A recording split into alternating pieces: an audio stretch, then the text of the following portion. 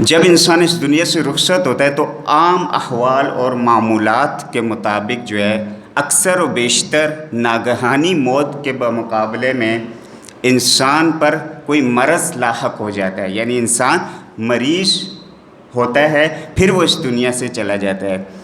تو جب انسان مریض ہو تو مریضوں کے کیا حقوق ہیں، ان کی عیادت کے حوالے سے اسلامی شریعت کیا کہتی ہے، اور تعویذ، دم، درود، ان چیزوں کے بارے میں شریعت کیا کہتی ہے، انشاءاللہ اس چیز کو ہم ڈسکس کرنے کی اور بیان کرنے کی آج کی نشست میں کوشش کریں گے۔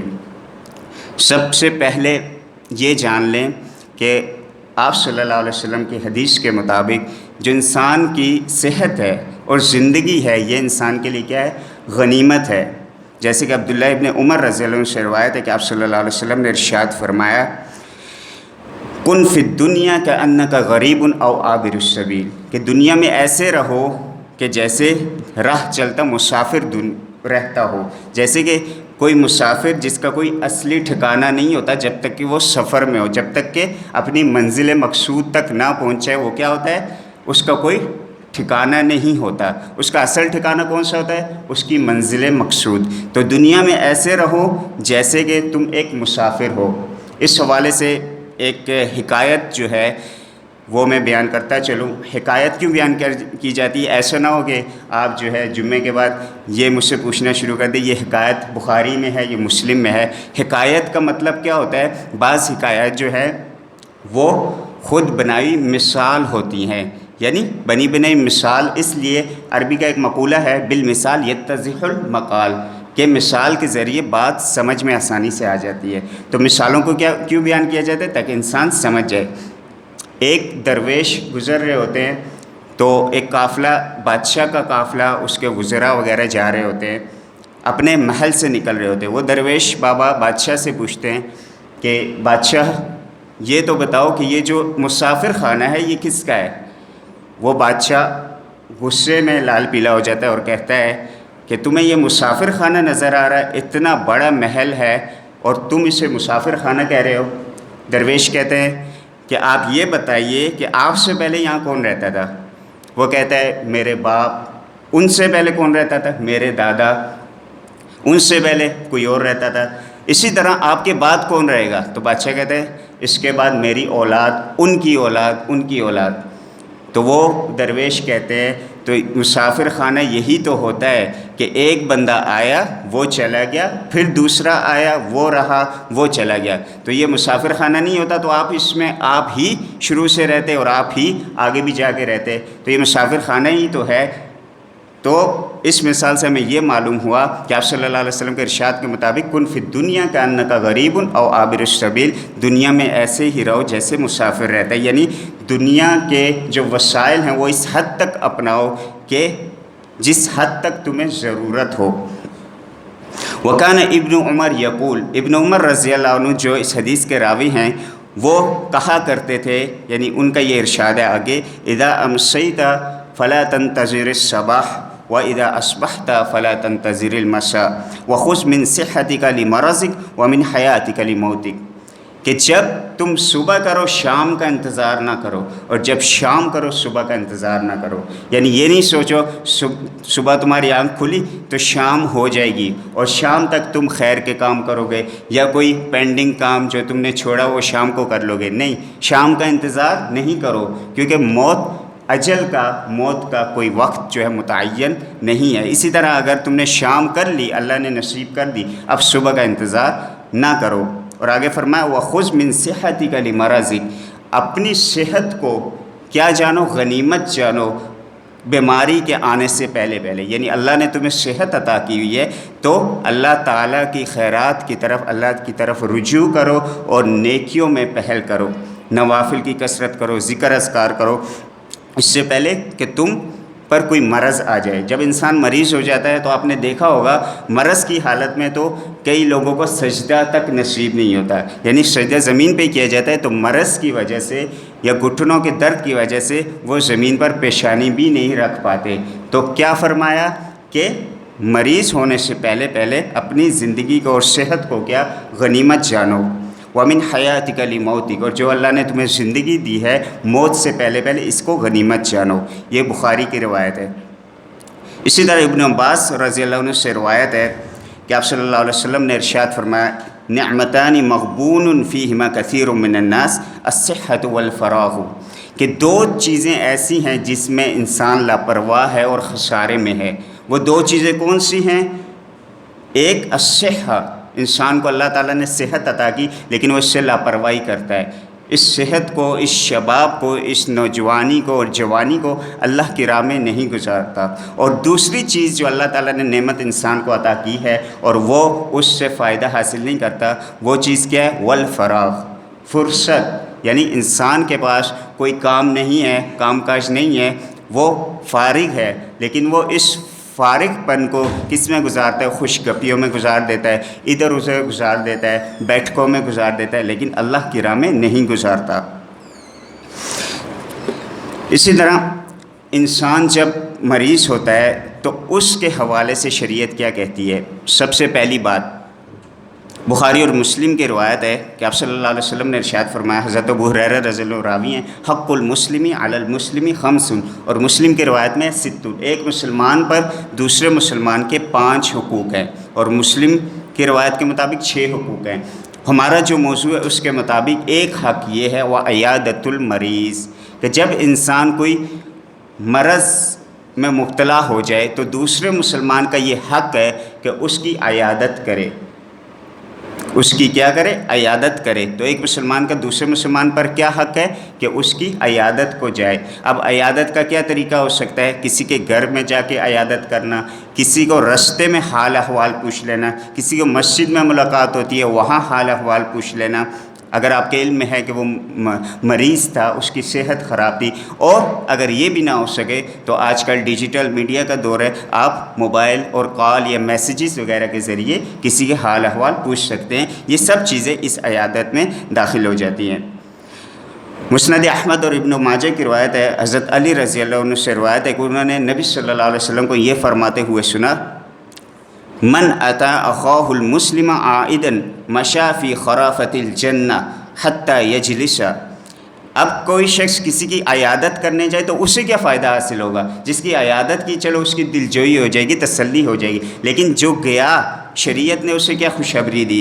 تو آپ صلی اللہ علیہ وسلم نے ارشاد فرمایا من اتی اخاہ المسلم عائدا مشى فی خرافۃ الجنہ، کہ جو کسی مسلمان کی عیادت کے لیے چلتا ہے، چل کر جاتا ہے، چاہے سواری میں جاتا ہے، یہاں مراد جانا ہے، تو کسی کی عیادت کے لیے جاتا ہے، جب تک وہ عیادت کے لیے جا رہا ہوتا ہے وہ کہاں ہوتا ہے؟ جنت کے باغوں میں ہوتا ہے۔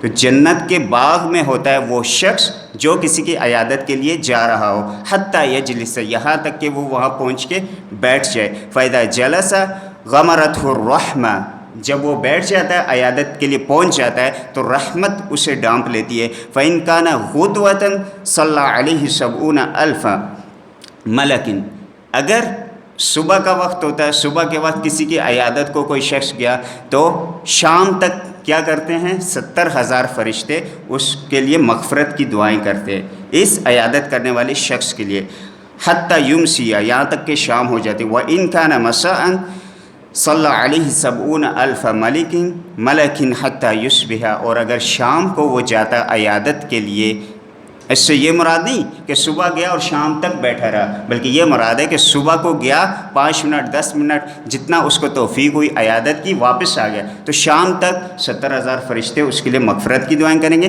شام کو کوئی شخص کسی کی عیادت کے لیے گیا تو اگلی صبح تک جو ہے 70,000 فرشتے اس کے لیے مغفرت کی دعائیں کرتے ہیں۔ اور جب فرشتے لا یعصون اللہ ما امرہم ویفعلون ما یؤمرون، فرشتے وہ ہیں اللہ جو انہیں حکم دیتا ہے وہ کرتے ہیں اور اللہ کی معصیت نہیں کرتے، تو جب فرشتے کسی کے لیے مغفرت کی دعا کریں تو یقینی طور پہ اللہ تعالیٰ اس کی مغفرت فرماتا ہے، کیونکہ فرشتے گناہ گار نہیں ہیں بلکہ معصوم ہوتے ہیں۔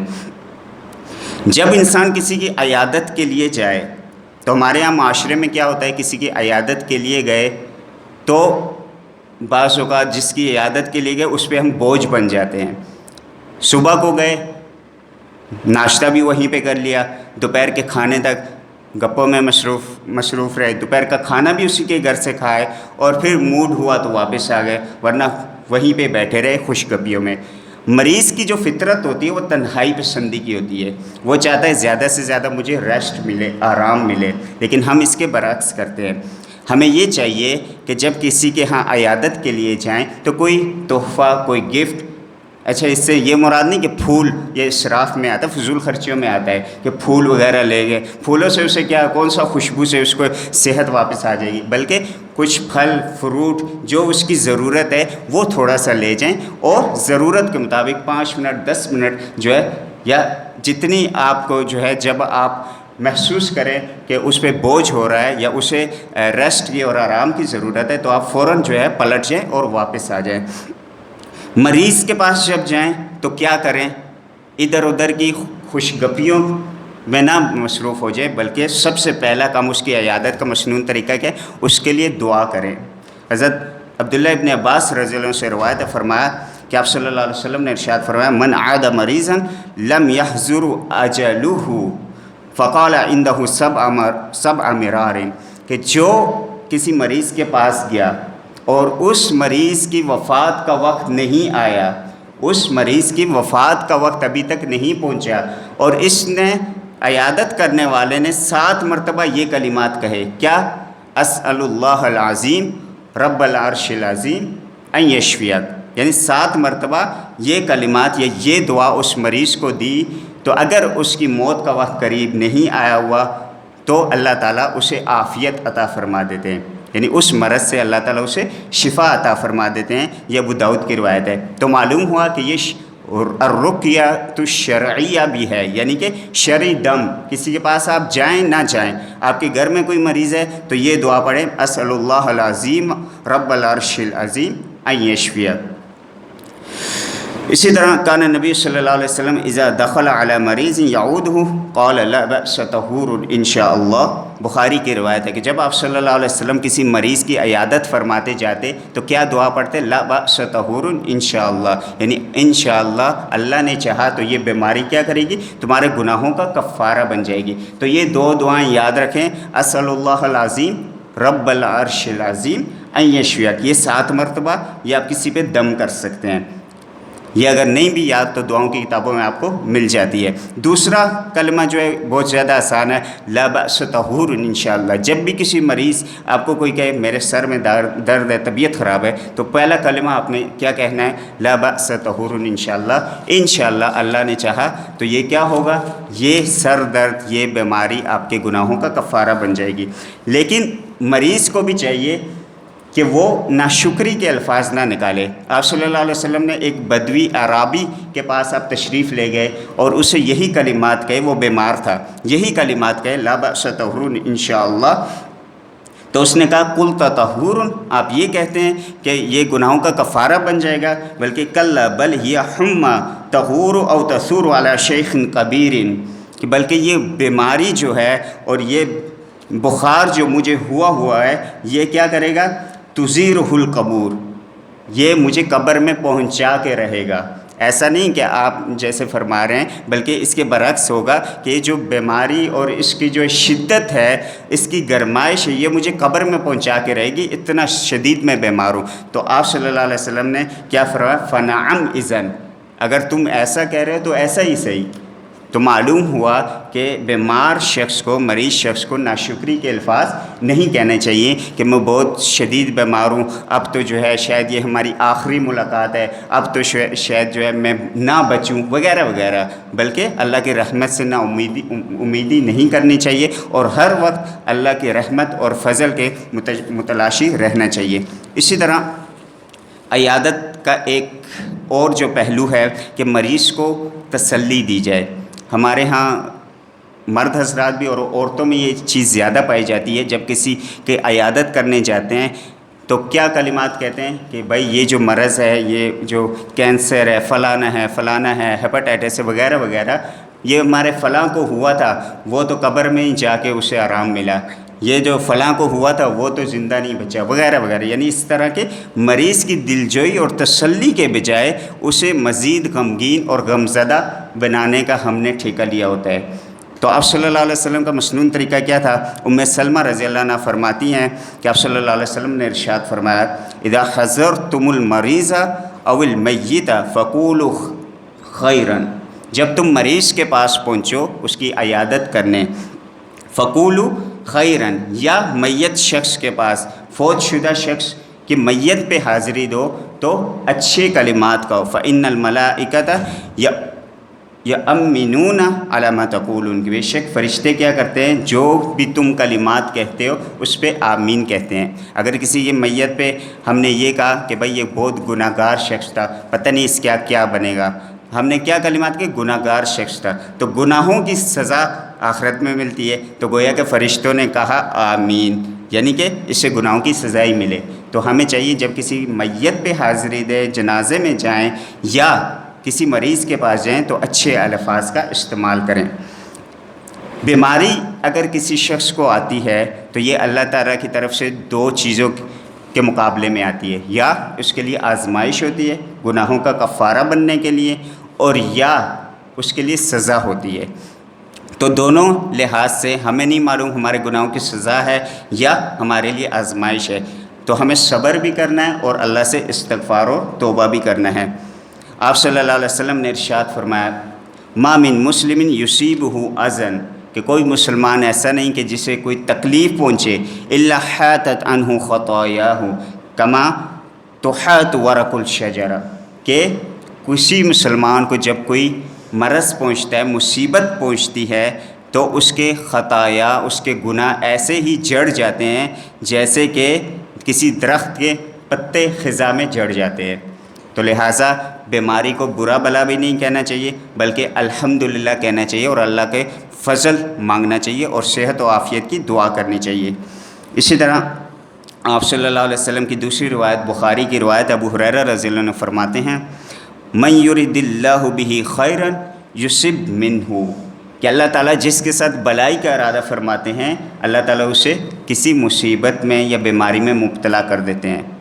تو معلوم ہوا انسان کو، مسلمان کو جو بھی کوئی مصیبت آئے وہ اللہ کی طرف سے یا آزمائش ہوگی اور یا اس کے لیے ابتلا ہوگی اور یا اس کے لیے جو ہے یعنی کہ نعمت ہوگی، اور نعمت کس لحاظ سے ہوگی کہ اس کے گناہوں کا کفارہ بن جائے گا۔ تو لہٰذا ہمیں ہر حال میں بیماری پر کیا کرنا ہے، اللہ کا شکر ادا کرنا ہے اور اللہ کی رحمت سے مایوس نہیں ہونا۔ مریض جس کی ہم عیادت کرنے جاتے ہیں، جب اس کی عیادت کرنے جائیں اگر بدلے میں اس نے کوئی دعائیہ کلمات کہہ دیے تو ہمارے وارے نہارے ہو گئے، یعنی اللہ تعالیٰ اس کی دعا رد نہیں فرماتے۔ جیسے کہ بیہقی کی روایت ہے، ابن عباس رضی اللہ عنہ راوی فرماتے ہیں کہ آپ صلی اللہ علیہ وسلم نے ارشاد فرمایا 5 لوگوں کی دعائیں قبول ہوتی ہیں، ان میں سے ایک وہ شخص ہے دعوت المریض حتی یبرأ، کہ جو مریض شخص ہو یہاں تک کہ اسے صحت نہ مل جائے اس وقت تک اللہ تعالیٰ اس کی دعائیں رد نہیں فرماتے اور قبول فرماتے ہیں۔ تو ہمیں بھی چاہیے کہ ہم مریضوں کا خیال رکھیں، اپنے ارد گرد محلے میں، اپنے گھر میں بھی اگر کوئی مریض ہو اس کی اچھی طرح تیمارداری کریں، اس کے لیے پھل فروٹ لائیں، والدین ہیں، چھوٹے بہن بھائی ہیں، بڑے بہن بھائی ہیں، کوئی اعزاء و اقارب، تو ہم جتنی بھی خدمت کریں گے ان سے دعائیں ملیں گی اور دعائیں جو ہے اللہ تعالیٰ ہمارے حق میں قبول فرمائیں گے۔ اسی طرح مریض کی عیادت کے بعد جو مرحلہ آتا ہے علاج کا مرحلہ آتا ہے، تو علاج کے حوالے سے مسنون اور شرعی علاج جو شریعت نے ہمیں بتلایا ہے وہ 2 طرح کا ہے، ایک روحانی علاج ہے اور ایک جسمانی یا مادی وسائل کا علاج ہے۔ مادی وسائل جیسے اس میں ایلوپیتھی ہو گیا، ہومیوپیتھک وغیرہ وغیرہ جو ہم ڈاکٹر وغیرہ کے نسخے یا حکیموں کے پاس جا کے علاج کرواتے ہیں، اور دوسرا مسنون علاج وہ الرقیہ الشرعیہ یعنی شرعی دم وغیرہ ہے۔ اس میں تعویذ وغیرہ کے مسائل بھی انشاءاللہ ہم ڈسکس کریں گے، اس کے حوالے سے شریعت کیا کہتی ہے۔ تو علاج کرانا کیا ہے، یہ بھی سنت ہے۔ آپ صلی اللہ علیہ وسلم نے ارشاد فرمایا، ترمذی کی روایت ہے، یا عباد اللہ تداووا فإن اللہ لم یضع داء الا وضع له شفاء، کہ اے عباد اللہ، اے اللہ کے بندو، تداووا یعنی دوائی لیا کرو، کیا کیا کرو، علاج کروایا کرو۔ فإن اللہ لم یضع داء، اللہ تعالیٰ نے بے شک کوئی بھی بیماری ایسی نہیں چھوڑی کہ جس کی کوئی دوائی یا علاج مقرر نہ فرمایا۔ آج کل بہت سارے ایسی بیماریاں ہیں کہ جن پر میڈیکل سائنس کی ریسرچ ابھی تک ان کے علاج کو دریافت نہیں کر سکی، جیسے کہ ایڈس وغیرہ یا کینسر وغیرہ۔ اگرچہ آپ صلی اللہ علیہ وسلم کی حدیث کے مطابق ان کا علاج بھی ہے، اس دنیا میں موجود ہے، اور دیر سویر میں میڈیکل سائنس اس تک یقینی پہنچے گی، کیونکہ آپ صلی اللہ علیہ وسلم کی بات جو ہے وہ غلط نہیں ہو سکتی۔ تو ہر قسم کے علاج کے لیے ہمیں دونوں علاج اپنانے چاہیے، لیکن پہلا نمبر جس چیز کا آتا ہے وہ ہے روحانی علاج کا۔ اسی طرح بیماری کے لیے ہاتھوں میں، گلے میں یا کوئی چیزیں لٹکانا یا پہننا، اس کے بارے میں جو ہے شریعت کیا کہتی ہے، اس کے حوالے سے انشاءاللہ تفصیلی ڈسکشن جو ہے بات جو ہے اگلے جمعے میں بیان کروں گا۔ فی الحال صرف قرآن مجید کی ایک آیت سورۃ الزمر کی جو ہے وہ آپ کی گوش گزار کروں گا۔ اللہ تعالیٰ نے ارشاد فرمایا بعد اعوذ باللہ من الشیطان الرجیم قل افرأیتم ما تدعون من دون اللہ ان ارادنی اللہ بضر هل ہن کاشفات ضرہ او ارادنی برحمت هل ہن ممسکات رحمتی قل حسبی اللہ علیہ یتوکل المتوکلون۔ فرمایا تمہارا کیا خیال ہے کہ جن کو تم اللہ کے علاوہ پکارتے ہو، ان ارادنی اللہ بضر هل ہن کاشفات ضرہ، کہ اگر مجھے اللہ تعالیٰ کسی مصیبت میں مبتلا کرنا چاہے تو جن کو اللہ کے علاوہ تم جن دیوتاؤں کو یا دیویوں کو پکارتے ہو، کیا وہ اس مصیبت میں جو ہے مجھے آرام پہنچا سکے گی، چھٹکارا مجھے دلا سکیں گی؟ اور آگے فرمایا او ارادنی برحمت هل ہن ممسکات رحمتی، کہ اگر اللہ مجھے رحمت پہنچانا چاہے، فضل پہنچانا چاہے، تو تمہاری دیویاں، دیوتا جو ہے غیر اللہ جو ہیں وہ کیا کریں گے؟ وہ اس رحمت کو میرے سے روک سکتے ہیں۔ قل حسبی اللہ، کہہ دیجئے میرے لیے اللہ ہی کافی ہے، وعلیہ یتوکل المتوکلون، اور توکل رکھنے والے، بھروسہ رکھنے والے صرف اللہ پر توکل کرتے ہیں۔ اس آیت سے یہ معلوم ہوا کہ ہر قسم کا نفع و نقصان کس کے ہاتھ میں ہے؟ اللہ وحدہ لا شریک کے ہاتھ میں ہے۔ تو کوئی چیز لٹکانا، کوئی چیز پہننا اس نیت سے کہ اس میں کیا ہوگا، اس سے شفا حاصل ہوگی، تو یہ شرک کی طرف جو ہے ہم انسان کو لے کے جاتا ہے۔ لہٰذا ان چیزوں سے کلی طور پہ اجتناب لازمی ہے۔ باقی اس کے مزید دلائل انشاءاللہ ہم پھر ڈسکس کریں گے۔ آخری جو ایک پیغام دینا چاہوں گا وہ بھی ایک حکایت کی شکل میں، جیسے کہ شروع میں نے بیان کیا کہ حکایت کسی مثال کو سمجھانے کے لیے ہوتی ہے۔ 3 دوست ایک سفر پہ جا رہے ہوتے ہیں، کسی جگہ رکتے ہیں، کسی جگہ اسٹے کرتے ہیں، وہاں پہ ایک بڑا ریسٹورنٹ، ہوٹل جو ہے رہائش کا پہ وہ رکتے ہیں۔ وہاں ان کی بات ہوتی ہے تو انہیں سب سے آخری جو فلور ہوتا ہے اس منزل کا 75 نمبر 75 نمبر منزل، وہاں پہ انہیں رہائش ملتی ہے، یعنی اسٹے کی جگہ ملتی ہے۔ وہاں بات ہو جاتی ہے، نیچے جو ریسیپشن ہوتا ہے، دفتر ہوتا ہے، وہ لوگ کہتے ہیں کہ یہاں ہمارا یہ اصول ہے، رول ہے کہ آپ اگر باہر چلے جائیں تو رات کو 10 بجے سے پہلے آپ نے آ جانا ہے، ورنہ اس منزل کی، ان فلیٹوں کی جو لفٹ ہے 10 بجے کے بعد بند ہو جاتی ہے۔ وہ کہتے ہیں ٹھیک ہے ہم 10 بجے آ جایا کریں گے۔ وہ 2-3 دن اسی طرح گھومتے رہتے ہیں، سیر و تفریح کرتے ہیں۔ بالآخر ایک دن ایسا ہوتا ہے کہ کسی وجہ سے وہ لیٹ ہو جاتے ہیں۔ جب لیٹ ہوتے ہیں، رات کو آتے ہیں 10 بجے کے بعد، تو لفٹ بند ہو چکی ہوتی ہے۔ اب اوپر 75 نمبر فلور یعنی 75ویں منزل جب اوپر دیکھتے ہیں تو ان کے تو تارے دکھ رہے ہوتے ہیں۔ وہ کہتے ہیں اب کیا ہوگا، اتنی اونچا اوپر ہم نے جانا ہے اور وہ بھی پیدل۔ وہ کہتے ہیں کہ ایسا کوئی کام کرتے ہیں کہ جس سے ہمارا سفر بھی ہو جائے، اوپر بھی ہم منزل پہ بھی پہنچ جائیں اور ہمیں پتہ بھی نہ چلے۔ وہ تینوں دوست یہ فیصلہ کرتے ہیں کہ ہم ایک دوسروں کو قصے سنائیں گے، کہانیاں سنائیں گے۔ کیا کرتے ہیں، ان میں سے ایک دوست کہتا ہے ٹھیک ہے پہلی 25 منزلوں تک میں جو ہے آپ لوگوں کو کہانیاں سناؤں گا، قصے سناؤں گا۔ کیسے قصے؟ خوشگوار، ہنسی مذاق والے قصے۔ دوسرا دوست کہتا ہے ٹھیک ہے اگلے 25 سے 50 منزلوں تک میں قصے اور کہانیاں سناؤں گا، اور کیسے قصے؟ جو سنجیدہ مزاج کے، سنجیدہ قسم کے قصے ہوں گے۔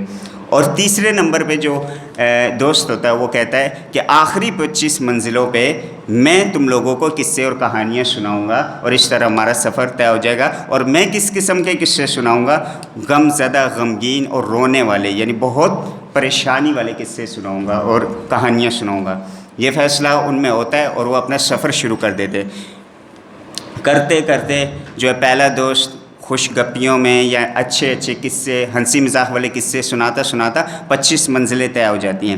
اس سے آگے دوسرے دوست کی باری ہوتی ہے. وہ جو ہے تھوڑے سنجیدہ مزاج کے قصے سنانا شروع کر دیتا ہے. کرتے کرتے 50 منزلیں ان کی طے ہو جاتی ہے. تھوڑے سے تھکتے ہیں لیکن زیادہ انہیں پتہ نہیں چلتا. تیسرا دوست جو ہے غمناک، خوفزدہ اور اس طرح پریشانیوں والے قصے سنانا شروع کر دیتا ہے. کرتے کرتے 75ویں منزل پہ پہنچ جاتے ہیں اور جب گیٹ کے پاس کھڑے ہوتے ہیں تو اچانک جو قصہ سنا رہا ہوتا ہے، جو کہانی سنا رہا ہوتا ہے غم زدہ اور پریشانی والی، وہ کہتا ہے کہ رکو، سب سے آخری خوفناک غم زدہ پریشانی والی کہانی ابھی باقی ہے. اور وہ قصہ یہ ہے کہ ہمارے جو گیٹ کی چابی ہے وہ نیچے فرسٹ فلور پہ کار میں ہی رہ گئی ہے. یعنی 75 منزلیں انہوں نے طے کی اور بالآخر جو چابی تھی، گیٹ کی چابی، وہ نیچے اپنی گاڑی میں ہی چھوڑ آتے ہیں. وہ سب سر پکڑ کے بیٹھ جاتے ہیں کہ اتنی محنت سے ہم نے قصے سنائے، ہم نے سوچا کوئی محسوس نہیں ہوگا، منزل پہ بھی پہنچ جائیں گے، اور یہ کھانا خراب تم نے کیا کیا. کھانا خراب جو ہے پٹھان حضرات استعمال کرتے ہیں، یعنی دماغ خراب، تمہارا دماغ خراب ہو گیا، تم نے یہ کیا کیا. تو اسے ملامت کرتے ہیں. یہ جو قصہ ہے یا یہ جو کہانی ہے یا یہ جو حکایت ہے، اس میں ہمارے لیے کیا درس ہے؟ ہماری زندگی کے عام طور پہ 3 اسٹیجز ہیں، 3 درجات ہیں. انسانی زندگی کے کتنے درجات ہیں؟ 3 درجات.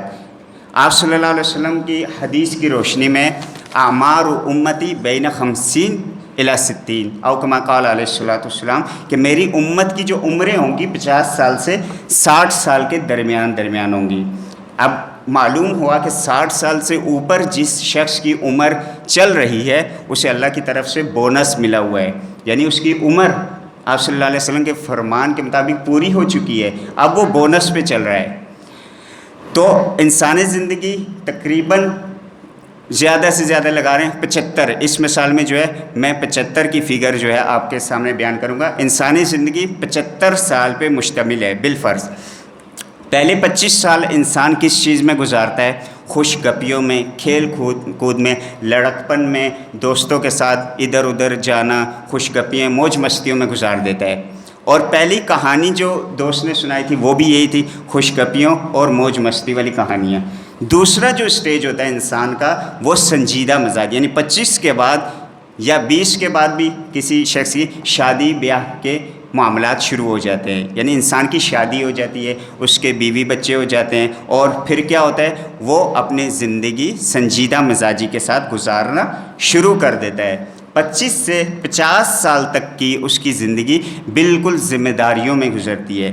بچوں کی پڑھائی کے متعلق، اپنی جاب وغیرہ کے، کمانے کے معاملات وغیرہ کو دیکھنا ہوتا ہے. تو 50 سال سے اوپر جو 75 کا فیگر ہے یا عمر ہے وہ انسان کی جو ہے بیماریوں میں، بڑھاپے میں گزرتی ہے. اس مثال میں بھی یہی تھا.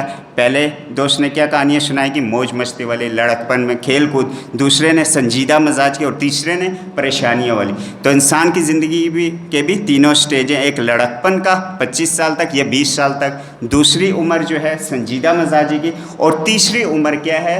بڑھاپے میں، غمزدگی میں، پریشانیوں میں، اور کبھی گھٹنے کا درد، کبھی کمر کا درد. اب آخری جو میسیج اور پیغام اس کہانی سے، حکایت سے ملتا ہے کہ جب انسان کی موت کا وقت قریب آ جاتا ہے تو وہ دیکھتا ہے کہ اس کے پاس اعمال کی چابی نہیں ہوتی. کس چیز کی چابی نہیں ہوتی؟ اعمال کی چابی نہیں ہوتی. اور آخر میں موت کے قریب وہ کہتا ہے ہائے میں نے پوری 75 سال زندگی گزار دی لیکن میرے پاس آخر میں کیا نہیں ہے؟ میری منزل کی، میری جنت کو کھولنے والی چابی، اعمال کی چابی میرے پاس نہیں ہے. تو ہمیں بھی چاہیے کہ ہم اس اعمال کی چابی سے اپنے آپ کو غافل نہ کریں، بلکہ پہلے دن سے ہی زندگی کے ایام تو گزرتے رہتے ہیں، ہر چیز ساتھ ساتھ معاملات چلتے رہتے ہیں، لیکن اعمال کی چابی ساتھ میں رکھنا نہ بھولیے، کہیں ایسا نہ ہو کہ موت کے وقت ہم بھی اسی شخص کی طرح پچھتا رہے ہوں کہ جس کی چابی جو ہے اس کے فرسٹ فلور میں کہاں رہ گئی تھی، نیچے گراؤنڈ فلور پہ کار میں اس کی گاڑی میں رہ گئی تھی۔ تو لہٰذا ہمیں بھی چاہیے کہ آپ صلی اللہ علیہ وسلم کی حدیث کے مطابق جو ہمیں صحت ملی ہوئی ہے، فرصت ملی ہوئی ہے، اسے اللہ تعالیٰ کے جو ہے خیرات کے کاموں میں، نیکیوں میں، صدقات و خیرات میں اور نوافل وغیرہ میں گزاریں، اور تاکہ ہماری اعمال کی چابی ہمیشہ ہمارے ساتھ رہے۔ اللہ تعالیٰ سے دعا ہے کہ ہمیں بھی آپ صلی اللہ علیہ وسلم کے سنن پر اور اعمال پر چلنے کی توفیق